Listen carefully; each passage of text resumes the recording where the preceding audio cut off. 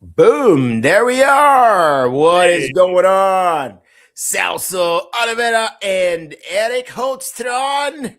We're here midweek for you because we said we would, even though I was like, damn, Eric, do we really have to talk about this game, bro? Because that thing was massively disappointing, to boring. say the least. Two eggs, I would say now for LAFC at home.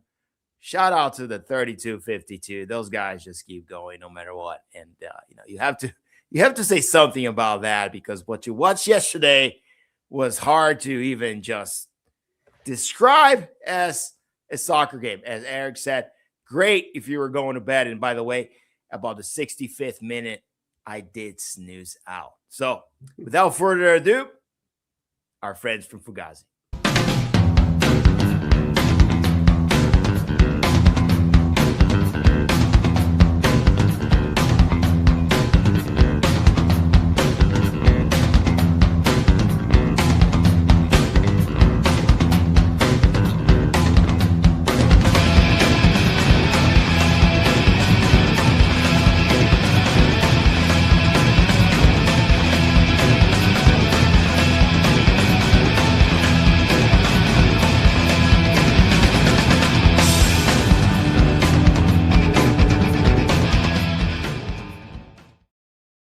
Boom! There we are. Thank you so much for joining us. If you're live, if you're watching in your car, whatever you're doing, I really appreciate you being here. Please subscribe if you can on YouTube, anywhere you are. We're getting some good traction on the audio only tracks too.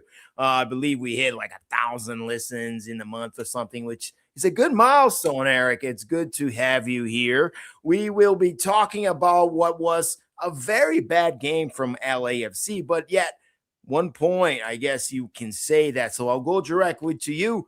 Your first impressions of this very boring 0-0 game at BMO. I'm glad you weren't there for that one, buddy. I know that you want to pick the ones that you come to, but what did you see watching it in your screen?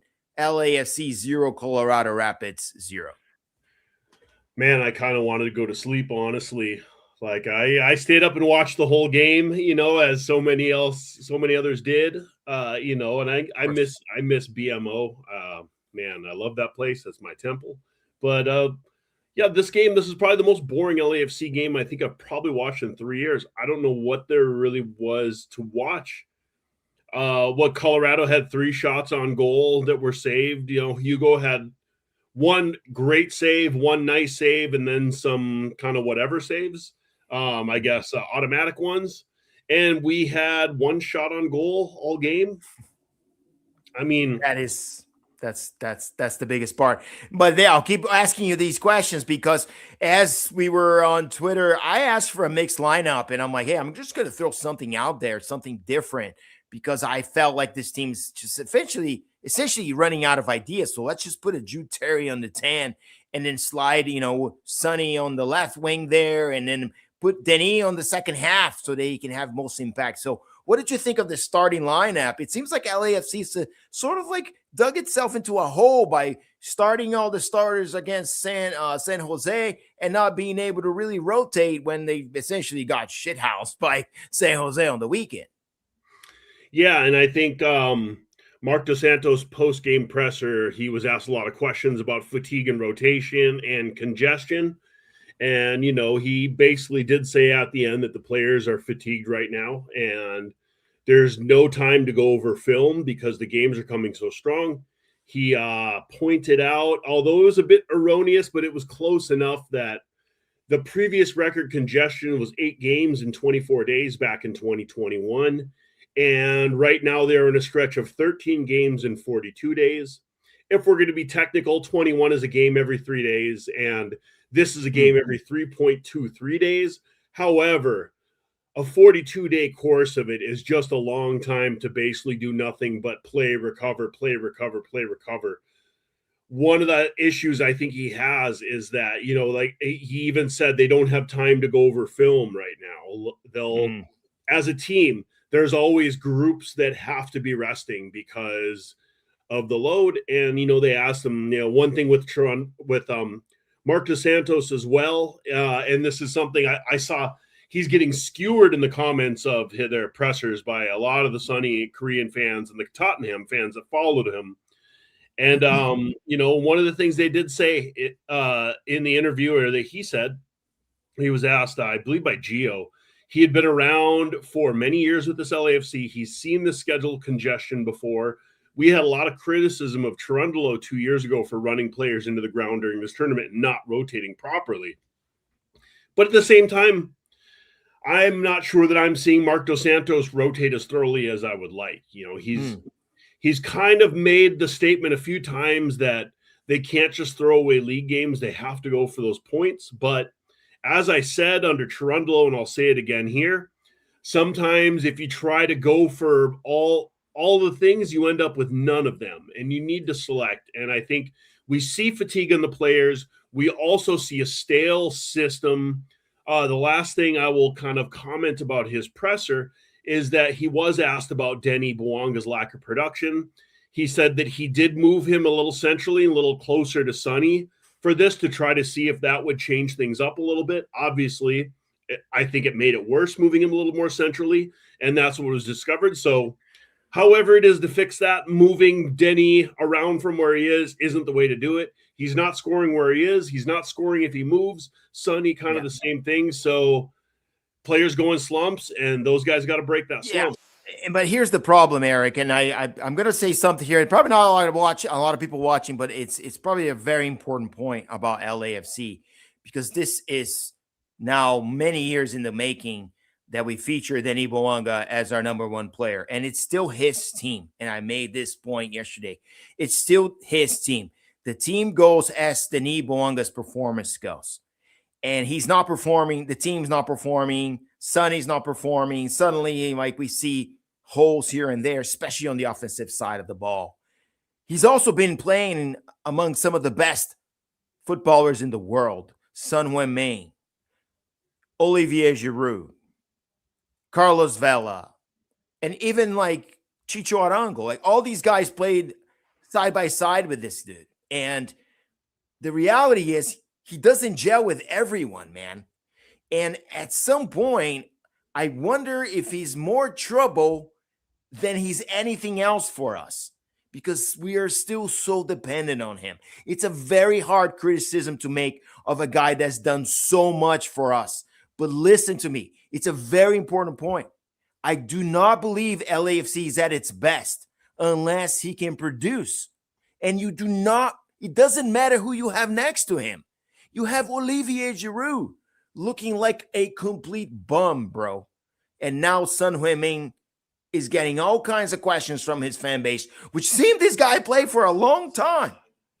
And suddenly is like, I don't think he can play anymore. Tell me about this. What's going on with the with Bouanga FC? Am I crazy here? No, I mean, generally this is true with any designated player. When your designated players are not producing, you don't win games. And, if Bouanga and Son are not scoring goals, we're not going to win games. That's true. I will say on the bright side, our defense did play pretty well. They really limited Colorado. This is Colorado after all, though. But the defense doesn't seem to be the issue as much as the offense is.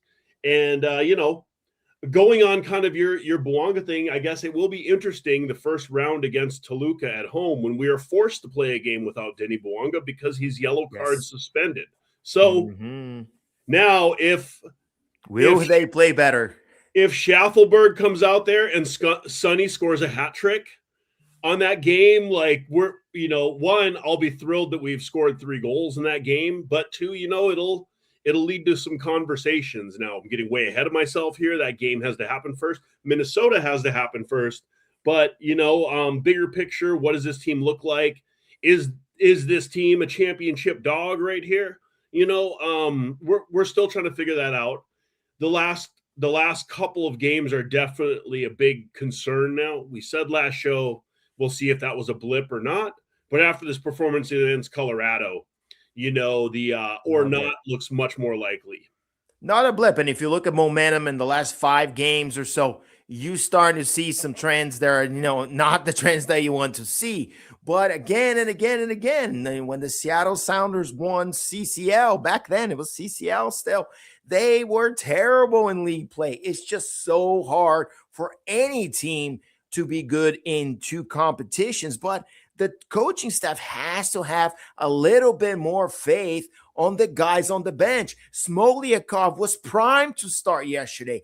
Get some fucking confidence on that kid. You spend a lot of money and resources bringing him here, and you're just wasting him on. He cannot be a lost cause at this point. There's guys here that need to be introduced. Like we talked about Jude Terry, right?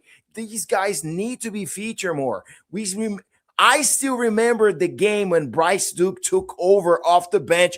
Bob just decided, fuck it, I'm going to play all the boys against SKC in the middle of the week. You guys don't know what I'm bringing in, and they crushed it. Bryce Duke had the game of the season, man. So this is the kind of balls I want to see from this coaching staff. Taylor Twellman have a take and basically said LAFC is the same team as last year. I want you to comment on that. Is LAFC the same team as last year? Look at the possession at home yesterday. It was horrible. What did you think of the team and of the thing of what Taylor said? In fact, nothing has changed since last year when Gerondo was here. I'm going to have a different take on this. And I think you will agree with me that if last year under Dolo, we saw a team have 80% of the ball, LAFC is going to win that game 4-0. Because that's how they were. Like when if LAFC had 60% possession, this would be a game that we lose. If LAFC had 40% possession, 35%, we win that game. And this is the way that Toronto's attack's a little different than Marc Dos Santos. And I think this is just that growing pain as they try to transition from, that attack with Razov was a big part of that attack as well, of diagramming it out. He's also no longer with the team. Woo! We're missing that man. So we are, we're in a state of flux right now. It worked for a while. I think the muscle memory was still going, a lot of transition, and then it was our midfielders leg up, which, if Chonier puts in that shot instead of double doinking it, we'd have a whole different conversation about a 1-0 with some rotation, 3 points, we're looking good again. So we were inches away from having that conversation, but inches away is not enough, obviously. And Chonier is a midfielder, and double doinking it is a low probability shot. That is not how you win games. You win games with your two DPs being contributors, finding ways to play one another. Oh, God, imagine comparing LAFC to like Toronto FC and how bad they were when they had the two Italians in there. Like, that's the kind of shit that makes a team just die. You want your DPs playing. I was nervous too, bro. Yeah, I'm sorry. Reloaded. I was super nervous, and I'm like, why am I nervous? We're playing Colorado at home with this kind of depth. One of the things I'll say to you, Eric, I go to the games a lot, and I go to the sidelines before the games, and I will always watch the bench. Who's on the bench? And LAFC has had the deepest bench I've ever seen in a long time, man. So, where's the excuse for Mark? Again, is he to blame at all for not being able to feature a little bit more creative lineups? I'm sorry to go back to this, but as much as we praise Mark, we're starting to create some more criticism around him that maybe he's not the answer when we have such a talented roster. It feels like a waste to me. Yeah. I know. With the deepness of our roster, I think there's no reason why other guys should be getting more looks. Back to your point on Artem Smoliakov, was he the right guy to put in? Not sure. The only reason I say that, Eddie would look freaking terrible. I'm done talking about that. We did keep a clean sheet. That happened, could that have happened with him? Maybe not, so. It did, but because of saying Hugo Lloris, because that man was all over the place. He had 2 major saves in the first half, and I thought Hugo saved our butt. That's why, if you look at the cover of our show, Hugo was in there because, once again, it was about Hugo Lloris having a good night. If I had one mistake in my lineup. MVP. I know he had a shitty game last game, but like this game, this dude showed up once again, and I was the one who's like, put Cabral in there, get Cabral some minutes. That would have been a mistake. You know, you put Smolyakov in there. That guy's proven. You put a lot of money on this kid. He's a U22 product. Hasal's the backup. Giving up a DP motherfucker for him. Jesus Christ. Hey, Hasal's the backup. But I think today. No, what I think, and I see Reloaded in the comments just put this up, and I was just about to get to it before he commented it, but, you know, give some flowers here. I think that Nathan Ordaz, why isn't he seeing the lineup at all? You know, that's one. Talk about like young guys who you can play. I think throwing Jude Terry in the midfield, great. Nathan Ordaz as well. It's, you know, the team, we're not scoring goals. And when you're not scoring goals, like switching up, I would even put Ordaz in for Son one of the games these last couple just to give him a little rest or something like that. I know he wouldn't like it, but at the same time, it's like Son's not producing either. Ordaz has always produced. He has one of the best goals per 90-minute averages on the entire team. Like, put him in there and let the kid run, you know, let Jude Terry run. Like, then these games are prime for it. You know, he even MDS even said in his presser, hey, we banked some points early in the season, which is good that we know that are going to come in handy through this stretch right now. So put them to use right now. Put the kids in, let them turn it on.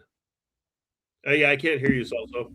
Yeah, I'm sorry. I'm having some audio, but keep talking here. No, you're good.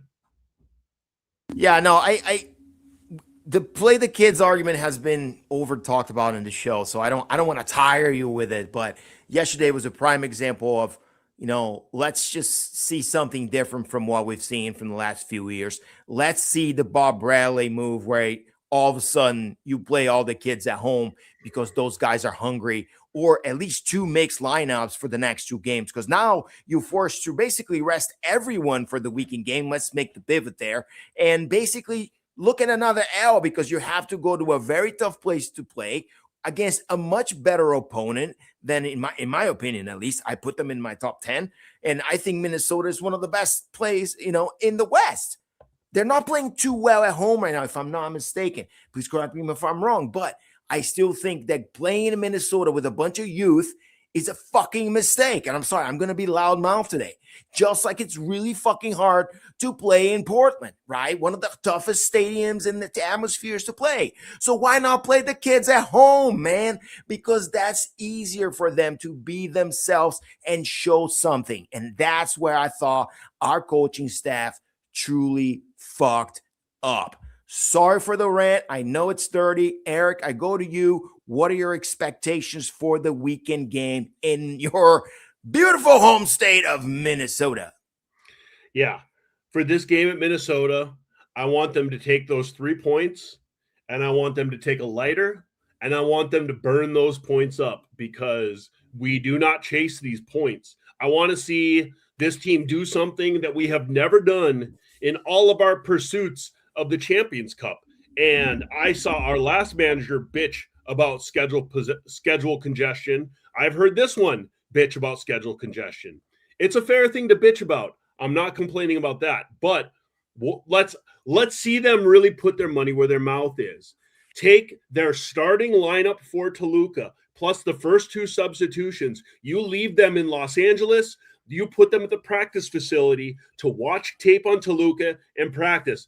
Aside from those 14 people, you take the rest of Minnesota, you take LAFC 2 kids to Minnesota, and you say, MLS, you want to stick us with all of these games right now because we have a Champions Cup? He complained they had a midweek game trying to prepare for a semifinal. Then you take the kids, you take the people that are the least important for that game, you fly them there, you leave everybody else at home in bed, they watch tape, they practice, leave them home. Leave them home. They don't get sun in Minneapolis. Too bad. MLS doesn't get sun up there. Too bad. Champions Cup. But James Rodriguez. These are trophies. Fuck James Rodriguez. I know, man. And that's exactly the vibe. Look, it's just like a captain of a ship. You made a turn. It didn't work out. Don't try to overcorrect this puppy now. Like, go with your plan into the away game, play the kids because you have no choice, right? It's going to cost you in the league. Hopefully, and maybe they can pull out, another Jude Terry, beautiful goal kind of game. Maybe something like that happens. But for the most part, you're going to Minneapolis to take an L. and get focused, as you said, on Toluca. I agree. Hey, you didn't have time to watch film? I hope you meant MLS film, because every day for your film session, and you should have some film session, it should be Toluca. You should be watching what they're doing in Liga MX. You should be watching what they did to LA Galaxy. You should be watching how they play on the road. You should be watching how their fullbacks play. You should be watching how their center backs are vulnerable. Everything about these guys. By the time you get to Toluca, you know everything about them. And if that's what we're doing, fucking A, man, let's do it, because I don't give a shit also about MLS. You could always recover, make the playoffs, and get the chip later on. That's what the title odds still say. LAFC and Inter Miami are the two main favorites for this. So let's go into how do you think the game plays out, right? Before we even talk about starting lineups and whatnot. I'm predicting chaotic game, right? Like not to the extent that was, what was that, Union? Did you watch that thing with the goalkeeper scoring at the end with the Union and Toronto? That was bananas, bro. Like, not as chaotic as that, but what kind of chaos do you expect from this game? I mean, I'm so used to Minnesota being an Adrian Heath coach team of just like throwing big bodies in the box and crossing them. And they're not so much like that. They definitely they went to Dallas and took a win there. And Dallas is not the easiest stadium to get results in, and they went and did that. One of the big issues they had last year was trading away or selling one of their great players, and not Olowaisi and Olowaisi. They sold Olowaisi. I'm glad you remembered, because I was saw him at the beginning of the year. It was the first game for LAFC, and he looked excellent. And then they sold him for a ton of money. Yeah, but they got Kelvin and Ebola. They are a fast counter-attacking team, and that's kind of just what they do. They kind of remind me of like how Newcastle played like 15, 20 years ago, where their way of getting around teams with better quality players are just get some physical guys and just lump crosses in there. And that's kind of, I think, what Minnesota also needs to do. They got a couple good dribblers in their midfield to progress the ball up, but otherwise they do that. They do a lot of professional fouls. They kind of win ugly. So I'd look to see them doing a very like anti-soccer game against us. So, I'd say it'll be good practice for Toluca, because we're probably going to end up playing our starters for the first half for God knows why.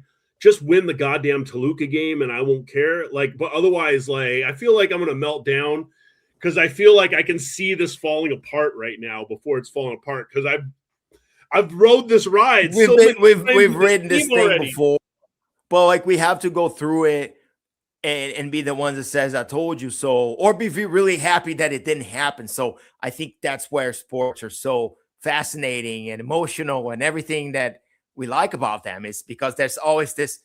So you're saying there's a chance we can go through. And I still believe that, yes, LAFC is a little bit of a two-faced monster right now. And it's okay to be like that. If there's conversations between the players and the coaching staff, say, hey, for MLS, 70% effort. Yeah. I don't mind that. And that's a conversation that should stay in the locker room. I never want to hear about it.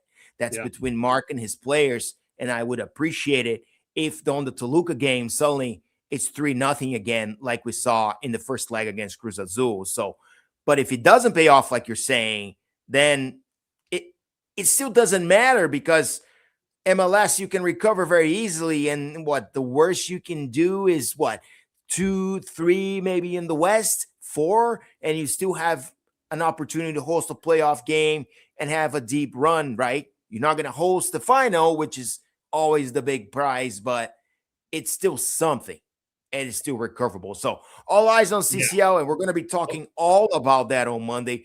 Please, if you're going to miss a show, it's not the one you want to. And if you're going to follow us, it might be the one to start doing it. So, because we're going to try to have someone that knows Toluca at all. We got to find them, Eric. That's your mission. We got to find them so that we can have a good conversation about it.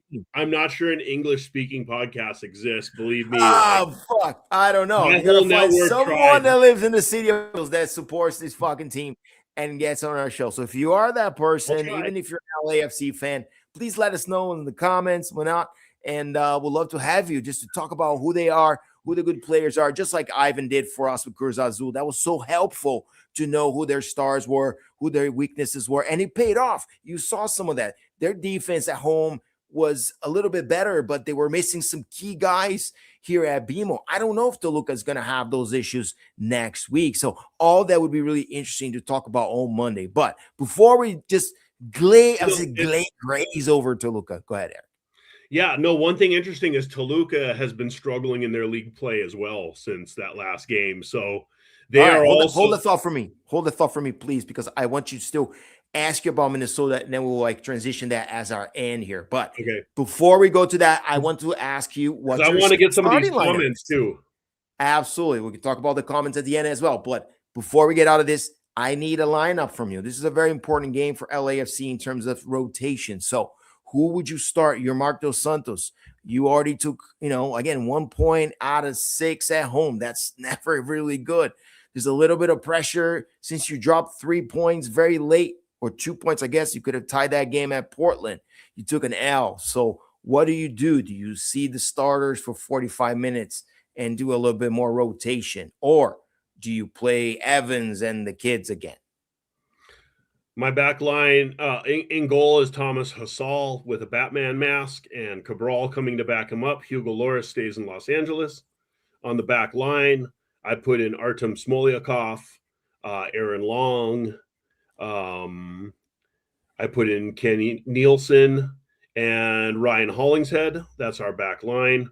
Our midfield is going to be Jude Terry, Matt Evans, and let's go Eustachio for 45. Love it.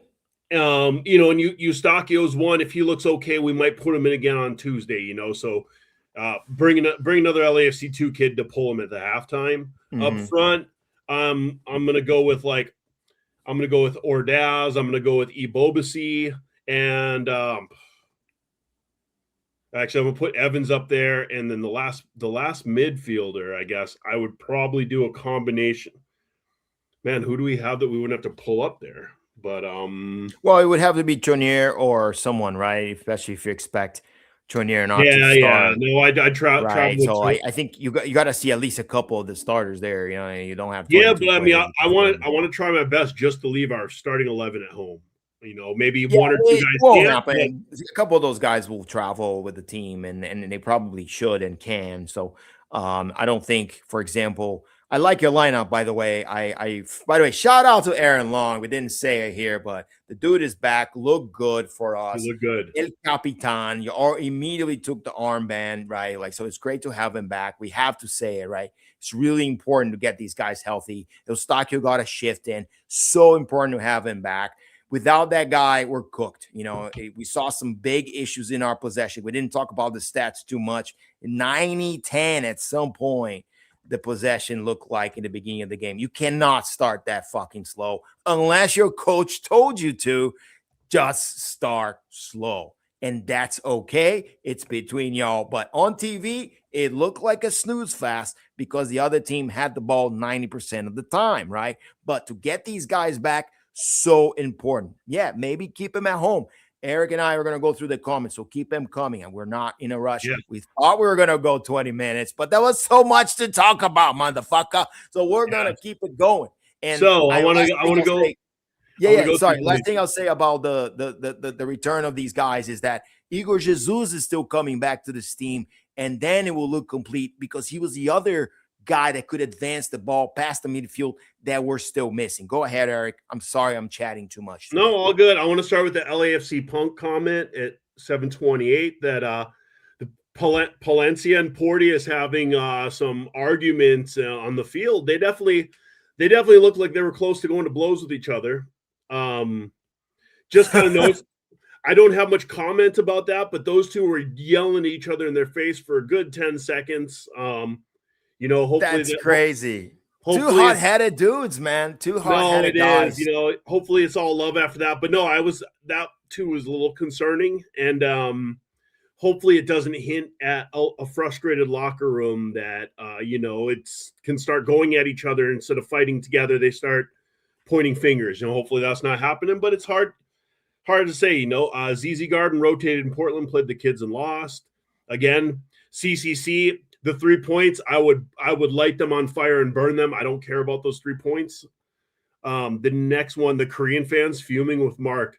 That's the press conference for Mark DeSantos on LAFC's YouTube account. The comment section is just trashing Mark Dos Santos and the whole rest of the team mostly for not setting up Son enough. So before you keep going here, and I love what you're doing, I'll say something about this. Yeah, one of my posts yesterday during the game was that middle ball that Sonny had, and he goes to Schaffelberg. Schaffelberg tries across, the ball just goes out of bounds. And my point was he's just not positioned to score right now. He is basically playing behind the last line of attackers, waiting for those wingers, waiting for the knee, right? And it wasn't the knee on the left that time. It was Schaffelberg. So, what do you think of his positioning, really? Is this the issue? And if you're the coaching staff, would you just basically say, you know what, you're just going to sit and be our 9 now, and you're just going to try to score? You get the ball, you shoot, you try to score. What do you think of that? I think they're trying to link him up in the midfield. I think they're just trying to get him involved any way possible. Part of the issue is that you see when Schaffelberg has the ball, he just looks to cross. Just like Denis, when he has the ball, he just looks automatic. To shoot. Oh yeah, Schaffelberg, when he gets never that ball, goes in. He's crossing. Like he could have taken a shot at net from there. And Giroud watching this saying, what in the So this is just kind of one of those things, and you can see that Schaffelberg, he's a very raw talent still. You can see he's got a lot of polishing to do to get that kid's game where it needs to be to produce on this team, I think. So that was that. I guess, and last I'll say on this is, like, I guess if you're going to play Schaffelberg, you almost have to play a Bobasi, because you can make the arguments he's our best 9, right? You're de facto 9 guy that can just push the ball in, but not having him or a guy like Ordaz, which is really good, also short range. Almost seems like a waste, man. Like, and that's why I'm like, why are we not seeing Nathan Ordaz start this game? Schaffelberg, Bobasi, or Ordaz, right? Schaffelberg, like, come on, bro. Bobasi, and Ordaz could be a great lineup, and that probably should be our starting 3.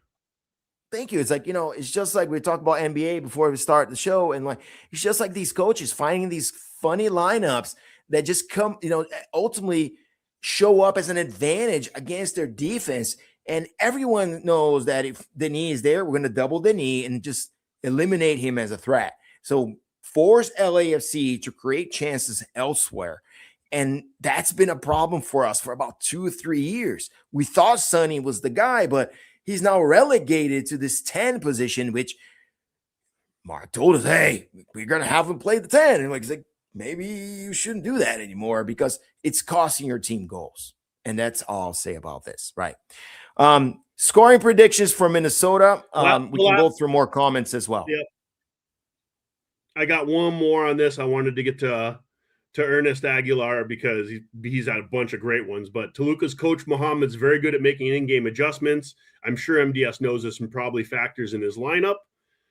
I saw that, and it was one thought that I had, at least with how shitty we are playing right now, Toluca is probably not getting any usable tape on us right now. Like, if Toluca is going to play the LAFC against San Jose and they're going to play the LAFC against Colorado, their game plan is going to be fucked. So this could be some 4D chess from MDS having the team play really shitty. Yeah, just like I said, take your foot off the gas. Don't get any crazy injuries. And that's all I got to sell. So we'll get our points back. And I think that would make him look like a little small genius in there. He's facing some much more experienced coaches, guys like Turco Mohamed that have coached for Santos, coach in Brazil, and are in Liga MX, a Liga that has, some of its own peculiarities. This is, same thing with Sibodi. And I'm sorry, maybe I'm not saying his name right, but these guys are very talented coaches, and we have to trust that maybe that's what we're doing here. Maybe that's what the look from JT was. Hey guys, this is what it looks like when we play 55% effort. I mean, I really hope that's it, especially because we look so good early in the year and suddenly we don't. But yeah, thank you for the comments, man. We've always had a lot, but tonight's been really good. ZZ Garden had some really good ones as well. Another one right here. Look, you got to rotate. Minnesota's rotation game. It's a game for all of our young players. Like Kenny Nielsen's not even that young, man. That guy was 24 years old, by the way. Oh, so, yeah, like, I know, these guys are getting old at LAFC too there. So, you want these guys to be featured because I would say this. Outside of one or two players, maybe Cabral, because he's so young, every single one of these guys can be starters in an MLS roster. So anything can happen, and every single one of them can get us a W. I just think it would have been easier to get the W at home with the youth than it is away, right? And if you had a little bit more well-rounded group, you could have rotated both games. That's not going to happen. So I'll go to you with the parting words. I guess we're going to have a big show on Monday, but how are you feeling overall? There's so much. You said volume of games, Marc Dos Santos under duress by the Koreans. The nicest people on earth are turning on us. What the fuck? Just have some faith. Let this thing play out. But I know you're nervous and you think it's all going to go down in flames. So let's start with your prediction for Minnesota and your early thoughts about Toluca. I think Minnesota, we lose 2-0, and hopefully is with a heavily rotated lineup of kids, and they will get some good learning moments from this game so that when we need them to produce this fall, they're coming out and they're winning games instead of learning how to play them. All right, man. 2-0. You heard it here, Eric. Not really having faith in the kids to at least get one goal in his home state of Minnesota. I have a little bit more faith. I think LAFC comes through a little bit on this game and shows some signs of liveness. Someone brought up the forward line of which we had brought it up before, Ordaz and Ebobisi and Schaffelberg. I love that lineup. I didn't give my lineup earlier, but I think that's definitely has to be the top three. I would definitely put Jude Terry on the 10 there and sit all of our offensive right guys. Like, just sit the fuck down. Keep them in Minnesota. Keep them home. But as you know, I think Denis Boanga feels like he's kind of like a well-oiled machine that if he gets a workout, like a 30-minute workout or a 45-minute shift, he's going to feel good. Out of your lineup, I still believe Tim Tillman will have a little bit more a prominent role in this game, given that he sat the last one. And you saw what happens when Tim is not on the field. For all the haters out there, I think you saw here why we need Timmy on the field, because when we don't, we lose our pace, we lose our shape. It's weird how much he becomes like this sort of like in between the lines guy for us. So I do believe he's going to be off the ball. He's definitely a reference point off the ball. And let's stop the infatuation with my man, number 19, Tyler Boyd. I know, Eric, you think he's there just to press and chase balls, but that shit is not working. And I think he's a mediocre player, just eating minutes from our youth. Small rant again, my opinion. Why? Because Nashville just let him go. He didn't work out in Carson, but here he is being featured in our team, and our team cannot produce more than 0.01 in X goal when he was on the field. So let's stop that thing. We tried. It didn't work out. The man comes in when anyone is hurt. Please keep that man off the fucking field. And that's our show. We will talk about Toluca on Monday, Eric. And yes, I'm concerned about that series as well. But I do have faith that, as you said, they're not perfect. And LAFC will find a way to look really good at home, hold them to no goals at BMO, which is so important, and then have a decisive game in Mexico 2 weeks from now. We'll be here covering it all. It probably means next midweek we'll have another show, because I think we played next weekend as well, didn't we? Yep. Just crazy. It's just crazy how it keeps going. But it's an MLS and World Cup year, right? So we're going to have to do that. Anything else from the comments or anything else from you, Eric, before we get out here? And while you do that, of course, I'm going to flash my David Martinez card for everybody. Yeah, reiterate the same thing. I don't know why Tyler Boyd is taking minutes that probably are best to be Nathan Ordaz's minutes. Tyler Boyd's a 0 cap hit. That's a good enough reason to have him there for depth. But why Nathan Ordaz is not beating him out in minutes is a mystery to me. Okay, so if you know about the giveaway, you put his jersey out there and you automatically enter. Bam, Reloaded is in. Thank you very much. And we will be giving out this card at the end of the month. And I think, if I'm not mistaken, I already have an Hugo Lloris signed card as our next month's giveaway. So it's going to keep going. I love the trading cards. And this thing is going to keep happening. I don't think I gave my prediction. Did I? Oh, yeah. It's going to be a loss, unfortunately. I don't think it's going to be as bad. Like I said, 2-1, the classic 2-1 once again. LAFC gives us hope. Maybe Matt Evans finds the net this time, right? And unfortunately, too much for us to, or maybe one of the starters even, Sun Hui-Ming finds the back of the net on a penalty kick. That's another thing. I'm sorry. I keep remembering things which are important. Where are the free kick goals? Where are the set play goals? Where are the penalty kick goals? The biggest difference from this year to last year to me has been the lack of set piece goals. And that's on coaching. We're not creating opportunities. And maybe, as you said earlier in the show, Eric, this is a problem that has to do with Ante Razov leaving this coaching staff. We all thought he maybe could have been back. We brought some new dudes back. But at the same time, we don't know yet if it's paying off. And we knew Razov had the choice to come back. The team wanted him back. As far as the coaching staff and the team told me, he chose not to come back because he probably was passed over as head coach by Mark. He didn't want to be Mark's assistant. I totally understand this. Ernest, you're in as well. Thank you so much for the comment. And again, I keep remembering good topics, so I'll ask you this lastly. Are we missing this guy more than we want to talk about? You can't prove a negative, basically. I know. I'm putting you in tough situations here. Just keep going here because I love talking to you. But look, MDS knows his style. He's known it a long time. He's a known quantity in the room. And, at his point, if I was in his position as well and I got passed up and he's probably been trying to get a head coaching job for, a good 5+ years. He didn't get one. But he didn't get one, right? So, like, if you didn't get one and you're unemployed right now, it just seems like it didn't work out for you either. Yeah. And now we're in this piss context here, like, hey, look at my dick and look at my dick, and nobody wins. Yeah, well, welcome to the world of job interviews, my friend. I know, right? You know about them a little bit. Yeah, man. And that's our show. And, again, I hope LFC shows up because I'm not saying Razov is the answer, but when Razov was here, the penalty kicks were coming. The goals off corner kicks were coming. The goals off free kicks were coming with Sonny. And none of that shit is happening in 2026. That is the big difference. Look it up on the stats. There's no set play goes for LAFC, and it's costing us in games. That's easy shit, and we have to find. Denis Bouanga had a ton of penalty kick goals. Where are they? Where are they? What's happening, Denis? I want to see less dribbling outside of the box, more inside of it. Force that penalty, Denis. That's what you're good at. That's what you're good at. All right.